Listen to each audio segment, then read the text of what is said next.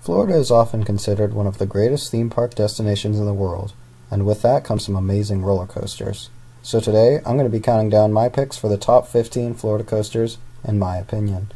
Now at the time of this recording, I have not been to either Fun Spot, so I can't judge any of the coasters there, and I have not yet ridden the new Hulk, but everything else on this list I have ridden at least once.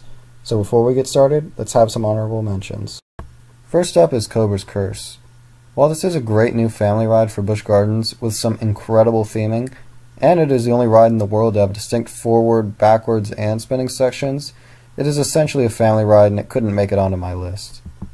Next is Big Thunder Mountain Railroad. While this is an undeniable classic, and probably the definition of Disney fun, I still couldn't find a place for it on my list. Number 15 is a bit of a controversial choice, but I'm putting the Incredible Hulk coaster. Now I did say that I have not yet ridden the new version, but I don't think it would change my opinion very much. It's hard to figure out why this coaster just doesn't work for me, and I think the only thing I can really put it on is the pacing. This ride just tries to throw so much at you in the beginning and just dies off into nothing at the end.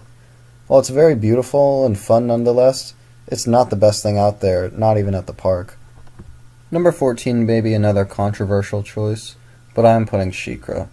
While Hulk's problem is too much going on, this coaster's problem is it doesn't have enough going on. It's short, scary, but still very fun. Number 13 is Rock and Roller Coaster. I'm pretty sure even the worst coaster in the world could be made better if it was put in the dark, but this isn't a bad coaster at all.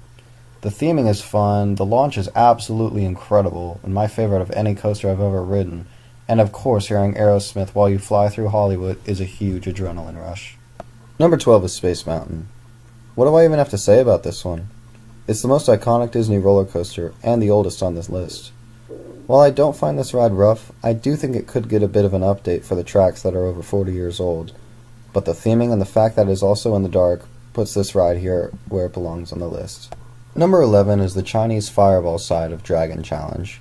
While Space Mountain also has 2 tracks, I don't feel they give enough of a different experience to be judged as 2 separate rides. Dragon Challenge, on the other hand, has 2 very different layouts, and this just happens to be the lesser of the 2 in my opinion. I do prefer the elements on this side, but I don't think it's as intense or good as the other. The Hungarian Horntail side offers a much more intense experience in my opinion, but unfortunately this ride still has 2 major handicaps. The first is obviously that it is no longer dueling, which doesn't seem to make any sense since the team members are more strict about loose articles than any other ride at the park.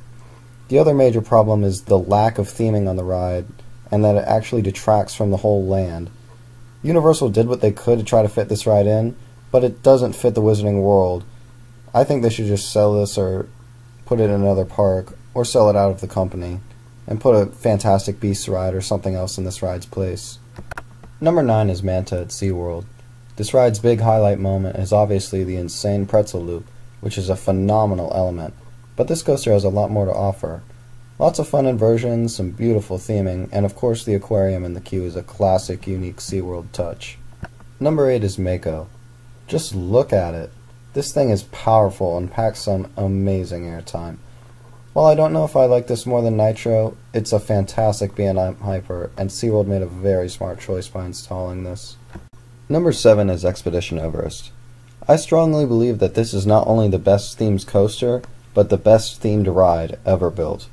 Broken Yeti or not, the area, the queue, the giant mountain, and everything else puts this ride where it is.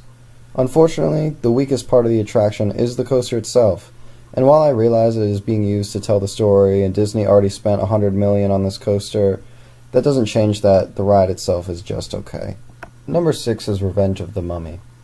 This ride is a perfect mix of so many elements, having a backwards section, a turntable, a launch, the fake-out ending, and all with a scary yet comedic tone. It all comes together to make an intense, quotable, and all-around fun coaster. Number 5 is Kraken. This is the only B&M floorless coaster I've been on, but if they're all like this, I wouldn't mind at all. This ride is unbelievably smooth, looks awesome, and is pretty intense too. Number 4 is Cheetah Hunt. If I could sum up this ride in one word, it would just be fun. This ride isn't really about the inversions, bank turns, or even the speed, but just having a good old fun ride. The launches are fun, the banking over the water is crazy, and the way this coaster travels all over the park is genius. Number 3 is the legendary Kumba. This ride is a monster. This is by far the most intense ride I've ever ridden, just slamming you into the back of your seat on every element and roaring through the layout. The only problem is, it may be a little bit too intense. While I'll always try to ride this if I'm in the park, if I ride it more than once or at the wrong time, it could make me sick the rest of the day, but that doesn't make this ride any less powerful and incredible. Number 2 may be a very unpopular opinion, but I'm going with Hollywood Rip Ride Rocket. Before I rode this, I wasn't expecting much, but this ride is insane. This coaster does things that I've never seen on any other coaster, and it is completely unique. I love everything about this ride, from the non-inverting loop to the treble clef. Heck, I even like the mid-course brake runs on this ride. I will say that I have ridden this 4 times, and it was all at night, so that may skew my view, but this is still a smooth and forceful ride. Plus, it's the only coaster on this list you can listen to Kanye on. And finally, my number 1 choice is Manta. This ride just has it all. Intensity, amazing inversions, good theming, plenty of trench dives, and perfect pacing. That's it for my list. Tell me what you think, and don't forget to stay tuned for more.